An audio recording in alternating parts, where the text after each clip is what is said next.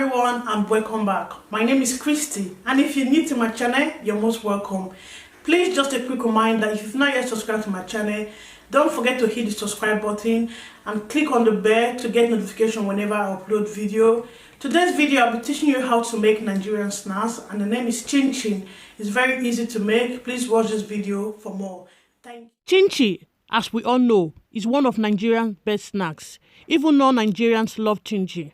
On this video, I shared with you an easy recipe on how to achieve your desired crunchy chinchin using the following ingredients: plain flour, egg, baking powder, sugar, butter, sunflower oil or any oil of your choice. Get your mixing bowl ready. I use 500 grams of butter to make this chinchin today, but that will depend on the quantity of chinchin you're making. I'll be adding the sugar. I use 2 cups of sugar, which is equivalent to half a liter. Use the wooden spoon to mix. However, it's always best to use hand mixer to make chinchin. I'm going to get the hand mixer, which we use to mix the sugar and the butter. Repeat this process and ensure the sugar and the butter is well mixed.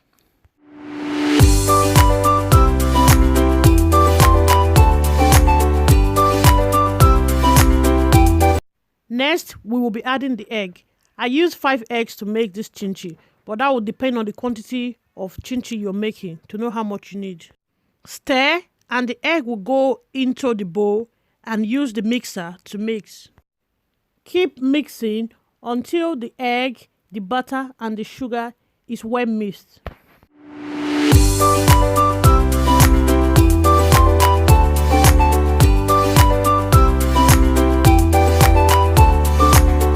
I'll be adding the baking powder, and I use 1 teaspoon.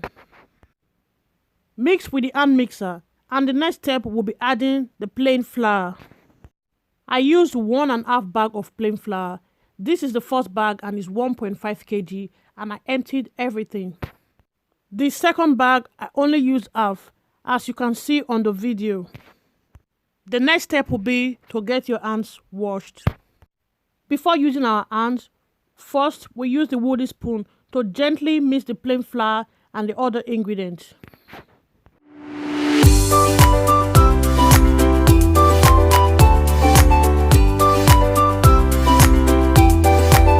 Once you are done using the wooden spoon, the next step is to add the milk, and I use 1 tin of milk.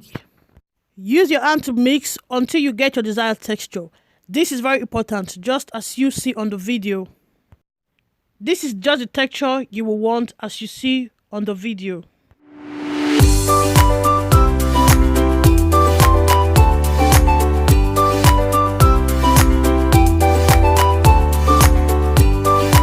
Get a clean tray. I sprinkled some plain flour on top of the tray. This is just to ensure the chinchin doesn't stick to the tray. I also sprinkled some flour on the work surface where I'll be cutting the chinchin. Use your hands to sprinkle the flour, and the next step, you get your rolling pin. This is very important when you're making chinchin. And a pizza cutter, but if you don't have one, you can also use knife. Pizza cutter just makes your work much easier and quicker. Get a little of the dough, place on the surface, and gently roll using both hands as it is on the video.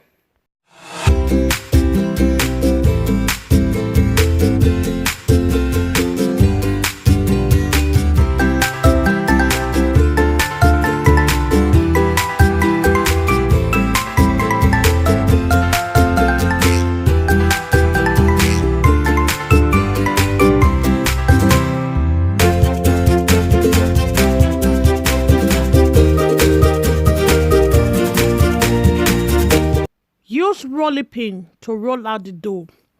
Not too thick, not too thin. This will also help cutting the dough much easier for you. Once you are done doing that, the next step is to get the pizza cutter. Cut the dough gently, not too big, not too small. Get the tray ready, and the cut dough will gently be placed on the tray.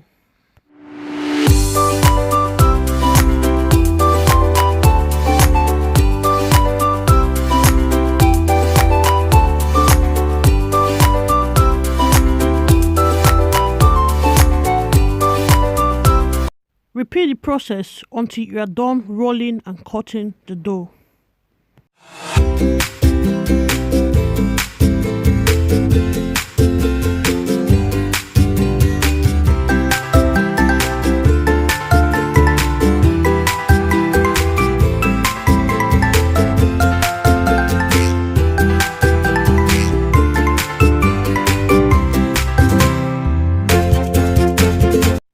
You can see I have a lot of dough. I have 3 trays filled up with dough. The next step will be to put oil in the pot, heat up the oil, and I'll start frying the chinchin. Make sure you put your gas cooker on a very low heat whilst frying. It is best not to stir chinchin while it's frying in order not to mess up your oil. When the dough gets in the oil, after about a minute or 2, it usually separates itself. When you stir your chinchin while it's frying, it only makes the oil foam, and this might lead to the oil coming out of the pot, which you don't want. The chinchin is coming out so nicely and it has separated itself. I'm going to be using a frying spoon to just do a light stir, very gentle.